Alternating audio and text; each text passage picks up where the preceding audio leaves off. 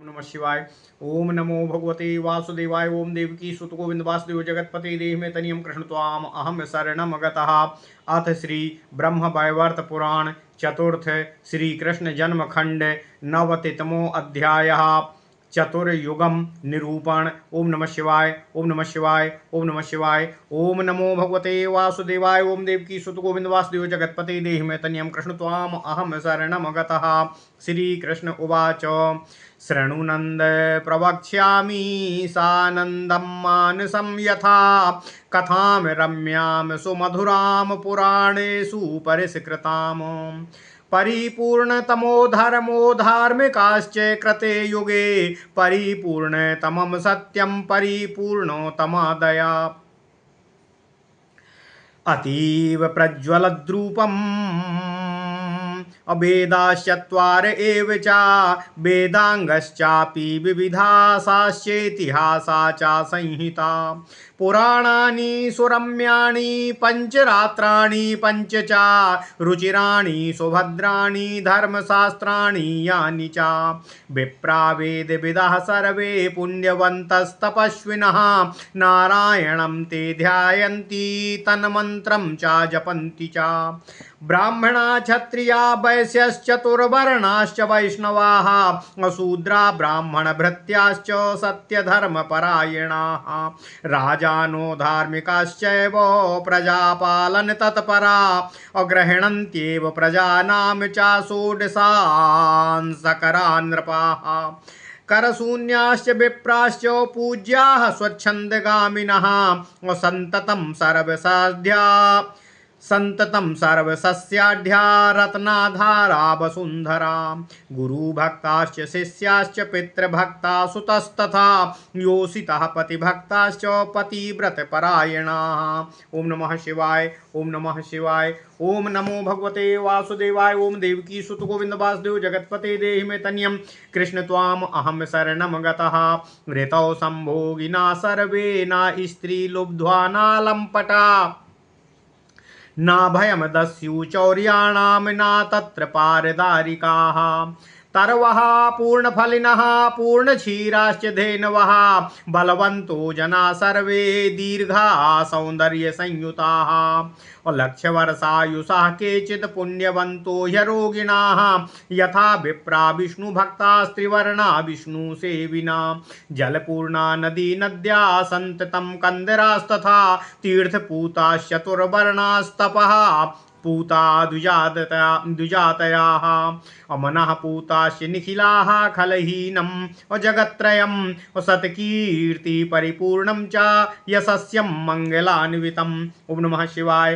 पितः सर्वकालेषु तिथिकालेषु देवताः सर्वकालेष्वतिथयः पूजिताश्च ग्रहे ग्रहे त्रिवर्णा विप्रभक्ताश्च विप्रभोजत्तत्परा ब्रह्मणस्य मुखं क्षेत्रो मनुसरम कंटकम त्रिवर्णा विप्रभक्ताश्च विप्रभोज तत्पराः ब्राह्मणस्य मुखं क्षेत्रो मनुसरम कंटकम। ओम नमः शिवाय। नारायणोत कीर्तनेनो हर्षयुक्तास्तदुत्सवे नासत्रवो जनानां च सर्वे सर्वहितैषिणः और नात्म प्रशंसकाः केचित् सर्वे परगुणोत्सुकाः देवानां द्विजानां च विदुषां तत्र निन्दकाः पुरुषायोषितस्यापि नाहि मूर्खाश्च पंडिताः न दुखिनो जना सत्ये सर्वेषां रत्नमन्दिरम् मणिमाणिक्य रत्नौघ रत्न स्वर्ण समन्वितं ना भिक्षुका ना रोगार्ता शोकहीनाश्च हर्षिताः ना हि भूषणहीनाश्च नरा नार्यश्च केचन ना पापिनो ना धूर्ताश्च ना सुधार्ता ना कुत्सिताः जराहीना प्राणिनश्च सस्वयौवन संस्थिताः आधि व्याधि विहीनाश्च निर्विकाराश्च देहिनाः यदुक्तो वै सत्ययुगो धर्मः सत्यं दयादिकम् स्वपादहीनश्च त्रेतायां सत्यार्थं द्वापरेऽपि च धर्मैकपाच्च प्रथमे कलेशाति क्रसो बलः दृष्टानां दस्यु चौर्याणामङ्कुरः प्रभा वेदव्रजः अधर्मनिरताः केचिद् भीता संगोपिनस्तथा भीता गुप्ताश्च पुंश्चल्यो भीताश्च पारदारिकाः धर्मिष्ठानां भयं धर्मिष्ठानां भयं शाश्वतधर्मिष्ठाश्च कंपिता स्वल्पधर्मरता भूपा स्वल्पवेदरता द्विजा धर्मिष्ठानां भयं शाश्वतधर्मिष्ठाश्च धर्मिष्ठानां भयं शाश्वतधर्मिष्ठाश्च कंपिताः स्वल्पधर्मरता भूपाः स्वल्पवेदरता द्विजाः व्रतधर्मरता केचित् सर्वे स्वच्छन्दगामिनः यावत् तिष्ठन्ति तीर्थानि यावत् तिष्ठन्ति साधवाः यावत् तिष्ठन्ति ग्रामाणां देवाः शास्त्राणि पूजनं तावत् किञ्चित् तपः सत्यं स्वर्गधर्माश्च एव च। ओम नमः शिवाय ओम नमः शिवाय ओम नमः शिवाय। ओम नमो भगवते वासुदेवाय। ओम देवकी सुत गोविंद वासुदेव जगतपते देहि मे तनियं कृष्ण त्वाम अहम शरणं गतः कलेर्दोषनिधेस्तातो गुण एको महानपि मानसं संभवेत पुण्यं सुकृतं नाहि दुष्कृतम्। नंद उवाच दुष्कृतं तीर्थादिके गते तातो नष्टो धर्मश्च एव च कलारूपश्च धर्मश्च यथा कुह्वाम निशाकरः। नंद उवाच तीर्थान्येतानि सर्वाणि तिष्ठन्त्येव कियद्दिनम् असाधवो ग्राम्यदेवाश्च शास्त्राण्येतानि वत्सकः। श्रीकृष्णवाच कलौ 10 सहस्राणि हरिस्तिष्ठति मेदिनीमो देवानां प्रतिमा पूज्या शास्त्राणि च पुराणकं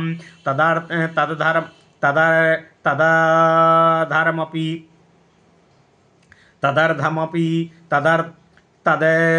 तीर्थानि रंगादीनि सुनिश्चितं तदर्थं ग्रामदेवाश्च वेदाश्च विदुषामपि अधर्मः परिपूर्णश्च तदन्ते च कलौपिता एकवर्णा भविष्यन्ति वर्णाश्चत्वार एव च न मंत्रपूतोद्वाह च नहि सत्यम न च क्षमा स्त्री स्वीकार रतो नित्यं ग्राम्य धर्म प्रधानताः न यज्ञसूत्रम तिलकम ब्राह्मणानां च नित्यसः संध्या शास्त्र विहीना च विप्रवंशा श्रुता अपि सर्वै सार्धं च सर्वेषां भक्षणं नियमच्युतम् अभक्ष्य भक्षा लोकाश्च चतुर्वर्णाश्च लम्पटा नारी सूरा सती कच्चित् पुंश्चली च ग्रहे ग्रहे करोति तर्जनं कान्तं भृत्यतुल्यं चाकम्पितं जराय दत्त्वा मिष्टान्नं ताम्बूलं वस्त्रचन्दनं न ददात्येव चाहारं स्वामिने दुखिने पितः पुत्रेण भर्त्सितस्तातो शिष्येण भर्त्सितो गुरुः प्रजाभिस्ताडितो भूपो भूपेन पीडिताः प्रजा दस्यु चौरैश्च दुष्टैश्च शिष्टाश्च परिपीडिताः सस्यहीना च वसुधा क्षीरहीना च धेनवाः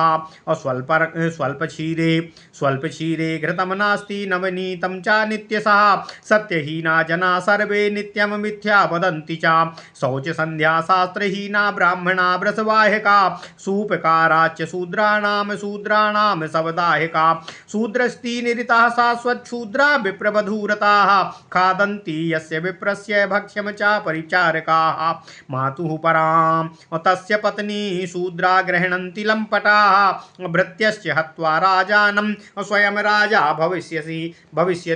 ओम नमः शिवाय ओम नमः शिवाय। ओम नमो भगवते वासुदेवाय। ओम देवकी सुत गोविंद वासुदेव जगतपते देहि मे तनियं कृष्ण त्वाम अहम शरणं गतः नारी हत्वा पतिं कामाद् भजेज्जारं च कौतुकात् पुत्रश्च पितरं हत्वा स्वयं भूपो भविष्यति सर्वे स्वच्छन्द निरताः शिशुनोदरपरायणा अबंखरा व्याधियुक्ताश्च कुत्सिताश्च कुचैलकाः अविष्णुन्मन्त्रतिलिप्ताश्च अभिक्षुण्डमन्त्र लिप्ताश्च मिथ्या मंत्र प्रचारकाः जातिहीना च गुरवो वयोहीना च निंदकाः राजानश्चापि म्लेच्छाश्च यवना धर्मनिंदकाः सत्कीर्तिमपि साधूनां कुर्वन्त्युन्मूलनं मुदा पितृदेवादुजातीनाम् अतिथीनां च नित्यसा पूजा नास्ति गुरूणां च पित्रोश्च पूजनं स्त्रिया स्त्रीबन्धूनां गौरवं च स्त्रीणां च सततं पितः चोर सत्यकुलजातिश्च ब्रह्मदेवस्वाहारकाः। ओम नमः शिवाय। मानं वहन्ति लोभेन युगधर्मेण कौतुकात् देवायतनहीनं च जगत् सर्वं भयाकुलम् अराजकं च दुर्नीतं सन्ततं कलिदोषिताः अराजकं च दुर्नीतं सन्ततं कलिदोषितः अबुभुक्षिता कुचैलाश्च दरिद्रा व्याधिनो नराः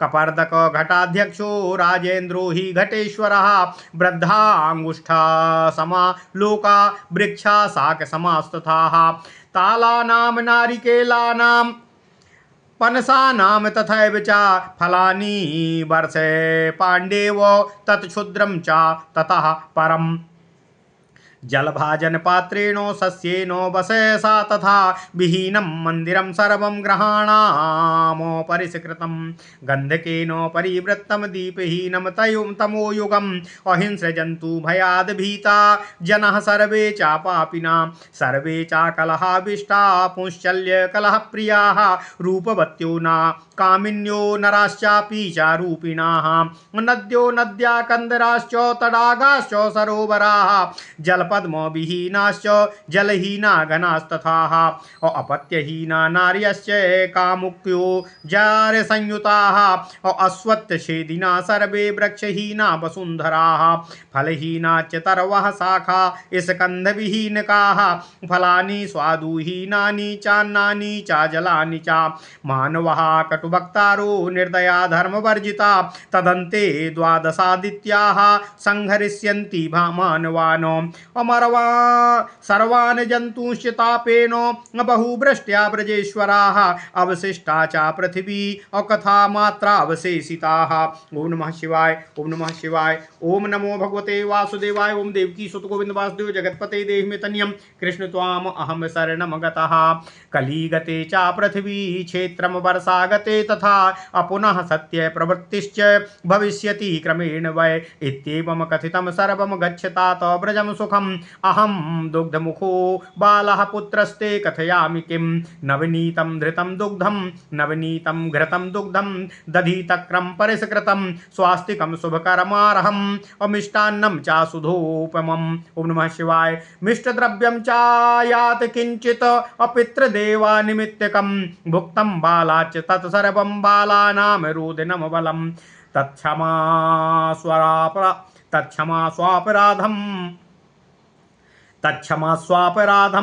अमे बालदोषः पदे पदे त्वं पिता तव पुत्रोऽहं यशोदा जननी मम मदीयं परिहासं च यशोदां रोहिणीं वद अकुमारस्याच्युतं सर्वम् असोहमित्येवमीप्सितम् कीर्तयिष्यसि तत्सर्वं सर्वं गोकुलवासिनम् अकालः करोति संसर्गां बन्धूनां बन्धुभिः सह कालः करोति विच्छेदं विरोधं प्रतिमेव च कालः करोति विच्छेदं विरोधं प्रीतिमेव च कालः सृष्टिं च कुरुते कालश्च परिपालनं कालः करोति सानन्दं कालः संहरते प्रजा सुखं दुःखं भयं शोकं जरा मृत्युं च जन्म च सर्वं कर्मानुरोधेन काल एव करोति च सर्वं कालकृतं तात विस्मयं न व्रजं व्रज कुतस्तं गोकुले वैश्यो नंदो वैश्याधिपो नृप वसुदेवो सुतोऽहं च मथुरायामहो कुतः। ओम नमः शिवाय। पिता मे कंसभीतेन त्वद्ग्रहे च समर्पितः पितुः परः पिता त्वं च माता मातुः परा पिवाः मया दत्तेन ज्ञानेन पार्वत्या च ब्रजेश्वरा त्यज मोहं महाभागो गच्छतात सुखं गृहम् नंद उवाच स्मर वृंदावनं तात रम्यम पुण्यम महोत्सवं गोकुलं गोकुलं रम्यं सुंदरम यमुना तटं रमणीनां सुरम्यं च त्वत्प्रियं रासमण्डलं गोपालिका गोपालान्यसोदाम रोहिणी प्रियं रमणीनां सुरम्यं च त्वत्प्रियं रासमण्डलं गोपालिका गोपबालान्यसोदाम रोहिणीं प्रियां प्राणाधिकां राधिकां न कथम स्मरसि पुत्रक वारमेकं स्वल्पदिनं गोकुलं गच्छ वत्सकाः इत्येवमुक्त्वा क्रोधे कृष्णं चकार सा नेत्राश्रुणा च पूर्णेनो तं शिशे च शुचान्विताः चुचुम्बो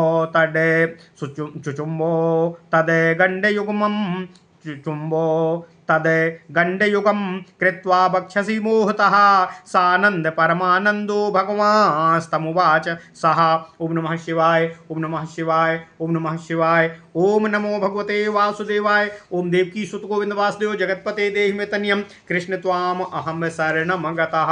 अथ श्री ब्रह्म वैवर्त पुराण चतुर्थ श्री कृष्ण जन्म खंड 90वां अध्याय चतुर्युग निरूपण। ओम नमः शिवाय ओम नमः शिवाय ओम नमः शिवाय। अपने पिताजी को संबोधित करते हुए भगवान श्री कृष्ण कहते हैं, हे नंदराज, हे ब्रजराज, आपसे मैं यह रम्य कथा जिसे पुराणों में अत्यंत ही परिष्कृत रूप से कहा गया है तथा जो अत्यंत ही मधुर है वह कहता हूँ, कृपया करके आप उसका श्रवण करें। सतयुग में धर्म परिपूर्णतम होता है, सभी मानव धर्मात्मा होते हैं, सब में दया तथा सत्य पूर्णता से स्थित होता है। उसी समय सभी वेद वेदांग नाना प्रकार के इतिहास संहिता सुरम्य पुराणों का पांच रात्र ग्रंथ एवं कल्याणमय मनोहर धर्म तत्व कथा का अत्यंत ही प्रचार होता रहता है और प्रचारित और प्रसारित होती है। उस समय 4 वेद अत्यंत प्रज्वलित रूप से विद्यमान रहते हैं, सभी कल्याणमय धर्मशास्त्र भी सदा विद्यमान रहते हैं, सभी विप्र देवज्ञ पुण्यात्मा एवं तपशील होते हैं, वे नारायण का ध्यान तथा उनका सदा ही मंत्र जाप करते रहते हैं।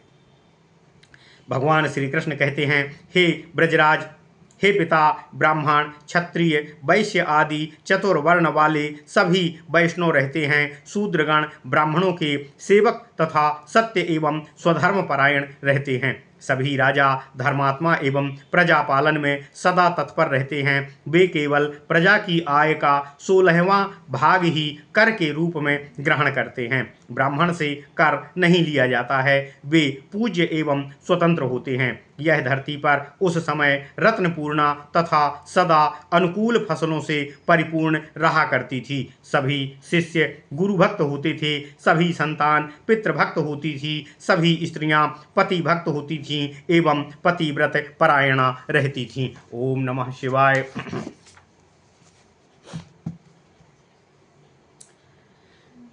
भगवान श्री कृष्ण कहते हैं, हे पिता, सतयुग में केवल ऋतु काल में ही पुरुष पत्नी के साथ समागम वाले होते थे, वे स्त्रियां सभी लोकों में किंवा लंपट नहीं होती थीं। उस समय दस्यु चोर का प्रजा को कभी भय नहीं रहता था, पर स्त्री गामिता भी नहीं रहती थी, वृक्ष सदा पूर्ण फल देते थे, गौवें पूर्ण दुग्ध देती थीं, सभी पुरुष स्त्री बलि होते थे, सभी दीर्घकाय एवं सौंदर्यशाली भी रहते थे। कतिपय पुण्यवान लोगों की आयु तब 1 लाख वर्ष तक होती थी, लोग सदा रोग रहित रहते थे। जैसे उस समय ब्राह्मण विष्णु भक्त होते थे, तदनुरूप तीनों वर्ण के मनुष्य विष्णु सेवक रहते थे, सभी नदियां जलपूर्ण एवं कंदराएं सदा सुंदर बनी रहती थीं, चारों वर्ण के लोग तीर्थों में पवित्र होते रहते थे, ब्राह्मण क्षत्रिय वैश्य स्वयं को तप द्वारा शुद्ध रखते थे।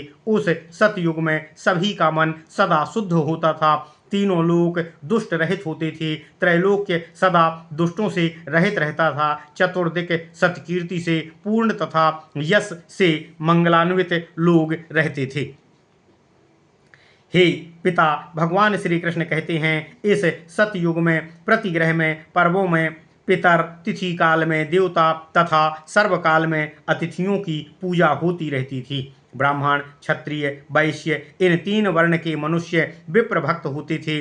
वे विप्रों को भोजन कराने में सदा तत्पर रहते थे। ब्राह्मण के मुख को ही ऊसर विहीन तथा कंटक रहित क्षेत्र माना जाता था, अर्थात ब्राह्मण को अन्न भोजन कराने से समस्त वांछित फलों की सदा उत्पत्ति होती थी। सतयुग में लोग भगवान श्री हरि का कीर्तन तथा भगवान श्री हरि के महोत्सव अत्यंत आह्लादित होकर मनाते थे। सतयुग में नारायण के नाम कीर्तन एवं भगवान श्री हरि विष्णु से संबंधित उत्सवों में सभी लोग हर्षित रहते थे। सतयुग में कोई भी देवता, ब्राह्मण तथा विद्वान की निंदा नहीं करता था। तब अपनी प्रशंसा भी कोई ना तो करता था और ना ही सुनने का उत्सुक होता था। सभी अन्य के गुणों की प्रशंसा करने के लिए सदा ही उत्सुक रहते थे। तब लोग का कोई भी शत्रु नहीं होता था, सब लोग एक दूसरे के परम हितैषी होते थे। उस युग में स्त्री पुरुष कोई भी मूर्ख नहीं होता था, सभी पंडित और ज्ञानी होते थे। सतयुग में कोई दुखी नहीं रहता था, सबके रत्नमय भवन और धन धान्य से संपूर्ण रहते थे। हे पिता, भगवान श्री कृष्ण कहते हैं, सतयुग में नर नारी कोई भी आभूषण रहित नहीं रहता था, कोई भी पापी नहीं होता था, कोई भी धूर्त और क्षुधार्त कुत्सित नहीं होता था। सभी प्राणी जरा अवस्था रहित होते थे, सभी सदा यौवन संपन्न रहते थे। त्रेता में धर्म एक पद रहित अर्थात अपने चौथाई भाग से रहित होता है, 3 भाग से युक्त होता है। द्वापर में यह सत्य का आधा भाग अर्थात 2 पद वाला होता है और 2 पदों का धर्म का लोप हो जाता है। कली के प्रारंभ में अर्थात प्रथम भाग में धर्म मात्र 1 पद से होता है और उसके 3 पदों का क्षय हो जाता है। यह अत्यंत क्रस एवं बलहीन हो जाता है। उस काल में दुष्ट, दस्यु, चोर आदि का अंकुर निकल आता है और ये सब पुनः धीरे धीरे बढ़ने लगते हैं। हे ब्रजराज, भगवान श्री कृष्ण कहते हैं, कुछ व्यक्ति इस समय सदा अधार्मिक रहते हैं, कुछ भयभीत होकर छिपकर अधर्म करते हैं। उल्टा स्त्रियां ऊपर से भयभीत रहकर छिपकर पर पुरुषों के साथ भोग करती थीं, पर स्त्रीगामी लोग भी भयभीत होकर छिपकर यह पर स्त्री गमन का पाप कर्म करते थे। ओम नमः शिवाय, ओम नमः शिवाय, ओम नमः शिवाय।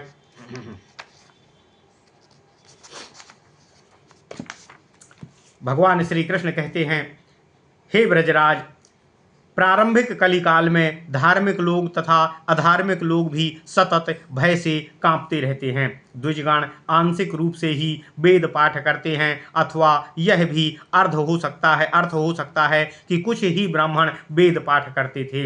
राजा लोग भी स्वल्प रूप में धर्म का पालन करते हैं, कुछ ही लोग व्रत और धर्म का पालन करने वाले होते हैं। अधिकतर लोग इस संबंध में स्वेच्छाचारी होते हैं। जब तक धरती पर तीर्थों का अस्तित्व रहेगा तभी तक वहाँ साधु, ग्राम देवता तथा शास्त्र की स्थिति विद्यमान रहेगी, पूजा होती रहेगी। तब तक ही यहाँ किंचित स्वर्ग प्रदायक धर्म का, किंचित तप एवं सत्य का अंश विद्यमान रहेगा।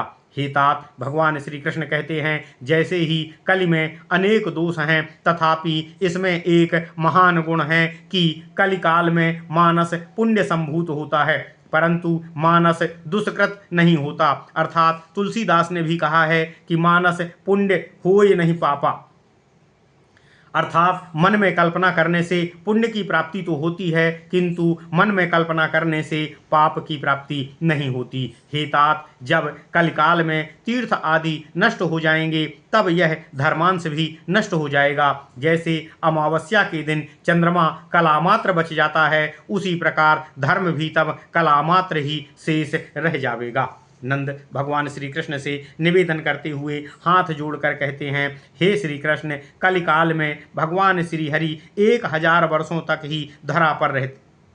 नंदराज कहते हैं, हे वत्स, ये समस्त तीर्थ, साधु, ग्रामदेव, शास्त्र कलिकाल में कब तक शेष रह जाएंगे। भगवान श्री कृष्ण पिता को संबोधित करते हुए कहते हैं, हे ब्रजराज, हे ब्रजेश्वर, कलिकाल में भगवान श्री हरि 10,000 वर्षों तक ही धरा पर रहते हैं, उससे आगे समय अर्थात 5000 वर्षों तक ही गंगा आदि तीर्थ यहाँ विद्यमान रहेंगे। तभी तक अर्थात 10,000 वर्षों तक ही यहाँ देव प्रतिमा, शास्त्र, पुराण पूजित होते रहेंगे। गंगा आदि के अवस्थान काल अर्थात 5000 वर्ष से आधे समय तक अर्थात 2500 वर्ष तक मतांतर से भगवान श्री हरि के अवस्थान काल के आधे समय अर्थात 5000 वर्ष तक ही ग्राम देवता तथा विद्वत वर्ग के वेद स्थित रह सकेंगे। हे पिता, भगवान श्री कृष्ण कहते हैं, कलिकाल के अंतिम चरण में तो सर्वत्र अधर्म ही अधर्म फैल जाएगा। चारों वर्ण वाले लोग ही एक ही वर्ण के रह जाएंगे अर्थात उनमें वर्ण भेद के गुण समाप्त हो जाएंगे। उस घोर काल में मंत्रों से पवित्र विवाह नहीं होंगे, सत्य क्षमा का अस्तित्व नहीं रहेगा। ग्राम्य धर्म की प्रधानता सर्वत्र हो जाने के कारण विवाह नारी के स्वीकृति से ही संभव होगा। ब्राह्मणगण नित्य प्रति तिलक और यज्ञोपवीतों से रहित रहेंगे। विप्रवंशीय लोग संध्या बंधन रहित तथा श्रुति रहित अर्थात वेदाध्ययन से रहित हो जाएंगे। सभी लोग सभी वर्ण वालों के साथ भोजन करेंगे, इसमें कोई नियम पालन नहीं होगा। चारों वर्ण वाले लंपटता वर्ण करके अभक्ष्य महाभक्षणार्थ उतावले रहेंगे। नारी गण में तो सतीत्व होगा ही नहीं, उल्टा नारी घर घर में विद्यमान होगी। वे पति पर बराबर बाक बाण का प्रहार करती रहेंगी और हमेशा तंज कसती रहेंगी। पति तो पत्नी के सम्मुख नौकर की तरह कांपता रहेगा। हे तात, भगवान श्री कृष्ण कहते हैं, स्त्रियां अपने जार अर्थात उपपति अर्थात पति के अतिरिक्त दूसरे पुरुष के मिष्ठान्न, तांबूल, वस्त्र और बंधन आदि लेप प्रदान करेंगी, किंतु अपने पति से द्वेष करेंगी। वे अपने स्वामी को आहार तक प्रदान नहीं करेंगी और वह हमेशा दुखी रहेगा। हे तात, उस काल में पुत्र पिता की सदा भर्त्सना और निंदा करेगा, शिष्य सदा गुरु की निंदा करेगा, प्रजा राजा को ही प्रपीड़ित करेगी, बदले में राजा भी प्रजा को पीड़ा प्रदान करता रहेगा। ओम नमः शिवाय, ओम नमः शिवाय। भगवान श्री कृष्ण कहते हैं, हे ब्रजराज, शिष्ट जन दस्यु, चोर, दुष्ट लोगों से सदा पीड़ित होते रहेंगे। धरती फसल से रहित होगी, धेनु अर्थात गौएं दुग्ध से रहित हो जाएंगी। दुग्ध में ऐसी अल्पता कमी रहेगी कि उसमें से घृत तथा मक्खन निकालना भी दुर्लभ हो जाएगा। सभी लोग सत्य रहित होकर सदा मिथ्याभाषी हो जाएंगे। ब्राह्मण बैल पर सामान ढोवेंगे। वे पतिव्रता, बंध्यता एवं आचार तथा शास्त्र से रहित होंगे। शूद्रों का भोजन बनाने वाले, शूद्रों का शव ढोने वाले, शूद्रा स्त्री से समागम करने वाले होंगे। शूद्रगण ब्राह्मण नारी में अनुरक्त रहेंगे। वे शूद्र जिस ब्राह्मण का अन्न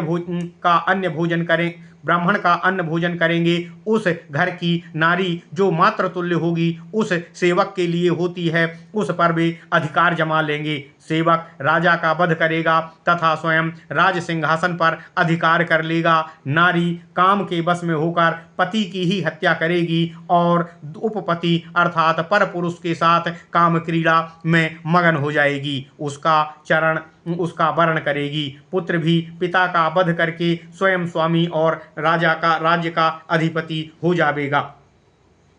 भगवान श्री कृष्ण कहते हैं, हे पिता, कलयुग में सभी लोग स्वेच्छाचारी, लिंग परायण अर्थात स्त्री लोलुप तथा अपना ही पेट भरने में सदा संलग्न रहेंगे। अतः सभी लोग कुत्सित, मलिन तथा गंदे वस्त्रधारी होंगे। रोगी, असंपूर्ण मंत्र ग्रहण करने वाले होंगे, झूठे होंगे।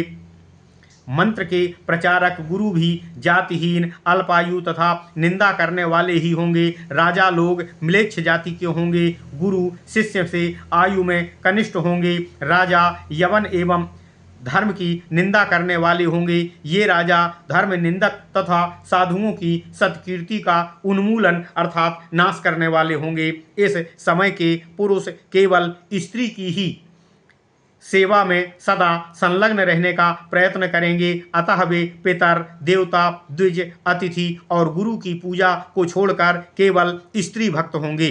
पितृपूजन भी नहीं होगा। केवल उसकी स्त्री, उसके बंधु बांधव का ही गौरव करके पुरुष उनका मन से सेवन करेगा। दोष के भंडार कलिकाल के प्रभाव से उत्तम कुल में उत्पन्न लोग चौर प्रवृत्ति अपनाएंगे। वे ब्राह्मण की वृत्ति अर्थात धन और संपत्ति और आजीविका का हरण करेंगे तथा देवोत्तर संपत्ति का भी हरण करेंगे अर्थात देवताओं की संपत्ति का भी हरण करेंगे। भगवान श्री कृष्ण कहते हैं, हे ब्रजराज, इस कलिकाल में व्यक्ति कौतुक के कारण, युग धर्म के प्रभाव से यही सब मार्ग लोभ के कारण अपना लेंगे। समस्त जगत देवालय रहित तथा भयाकुल हो जाएगा। कलि दोष के कारण अराजकता, दुर्नीति की वृद्धि होगी। लोग मलिन, विकृत वस्त्रधारी, भूखे, दरिद्र और व्याधिग्रस्त होते रहेंगे। जो कौड़ियों के भाव घट रहेगा वह घटाध्यक्ष कहलाएगा। अनेक घाटों का स्वामी राजा कहा जाएगा। इसका अर्थ स्पष्ट नहीं हो रहा है। वृक्ष शाक के पौधे के बराबर होंगे, लोग अंगूठे के बराबर ही होंगे। यहाँ तक कि ताल, नारियल, कटहल के फल सरसों के दानों जैसे छोटे छोटे होने लगेंगे।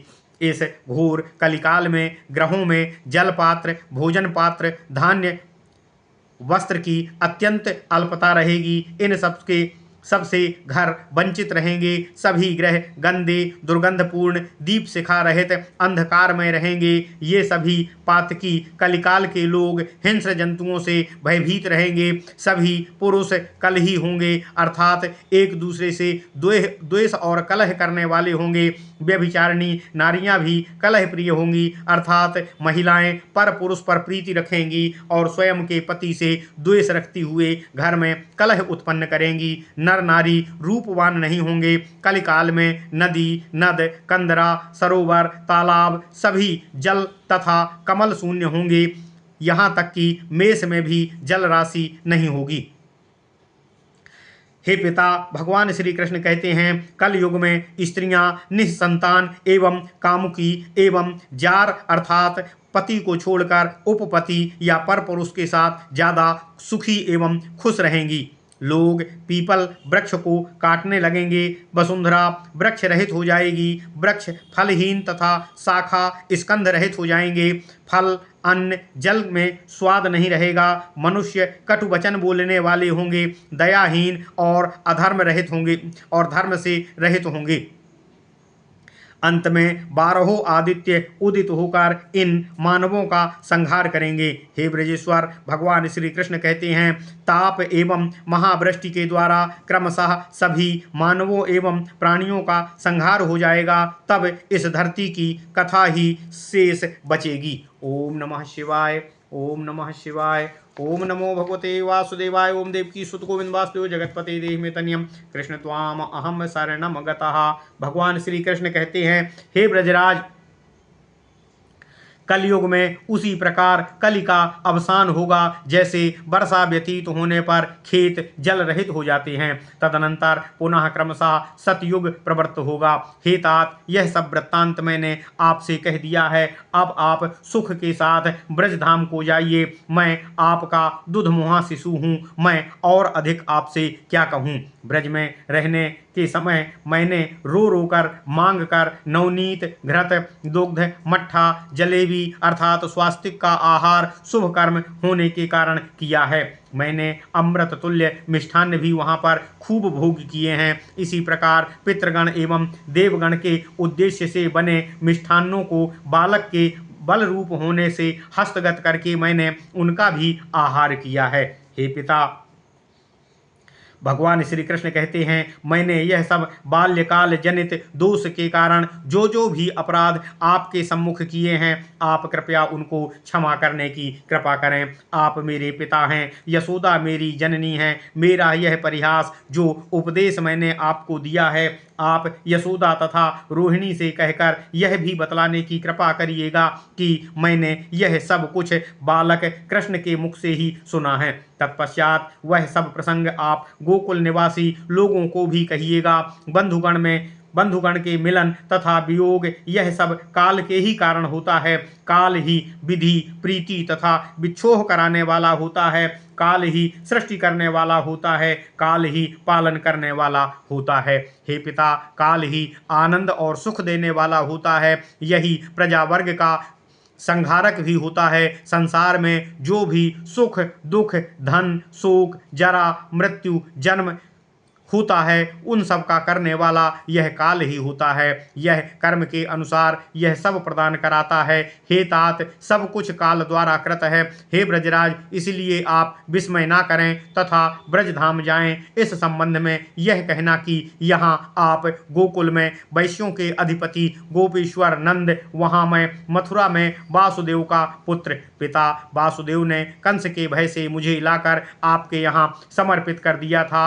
अब अतः आप मेरे लिए पिता से भी बढ़कर माननीय हैं। यशोदा मेरी माता से भी बढ़कर अधिक स्नेहपूर्ण माता है। हे ब्रजपति, मैंने तथा देवी पार्वती ने आपको जो ज्ञान प्रदान किया है, उस ज्ञान के द्वारा आप अपने मोह का त्याग करें। हे तात, अब आप सुख से ब्रज की ओर प्रस्थान करें। नंदराज कहते हैं, हे कृष्ण, तुम रम्य वृंदावन तथा वहाँ के पुण्य महोत्सव, रम्य गोकुल गोष्ठ, यमुना सुंदर यमुना तट, रमणीय सुंदर अपने प्रिय रास मंडल का स्मरण करो। वहाँ की गोपियों गोप बालकों का, माता यशोदा तथा रोहिणी का भी स्मरण तो तुमको है ना। हे वत्स, हे कृष्ण, मेरा कहना है कि तुम अल्पकाल हेतु गोकुल जरूर चले जाओ। यह कहने के उपरांत अल्पकाल के लिए ही सही, पर मेरे साथ गोकुल चलो। यह कहने के उपरांत नंदराज जी ने अपनी गोद में भगवान श्री कृष्ण को बैठा लिया। उस समय नंदराज के नेत्र अश्रुपूर्ण हो गए, मानो वे अपने अश्रुजल से गोविंद श्री कृष्ण को सिंचित कर रहे हों। वे अत्यंत मोह के कारण उन प्रभु श्री कृष्ण की कनपटी का चुम्बन कर रहे थे तथा उन्होंने कृष्ण को अपने वक्ष से लगा लिया। तब उन भगवान माधव ने परमानंद मग्न होकर नंदराज से आगे कहा। ओम नमः शिवाय। इति श्री ब्रह्मवैवर्त महापुराणे श्री कृष्ण जन्मखंडे उत्तरायणे नारद नारायण संवादे भगवान श्री कृष्ण नंद संवाद नाम नवतितमो अध्यायः। ओम नमः शिवाय। ओम नमः शिवाय। ओम नमः शिवाय। ओम नमो भगवते वासुदेवाय। ओम देवकी सुत गोविंद वासुदेव जगतपते देहि में तनियम कृष्ण त्वाम अहम शरणम गतः।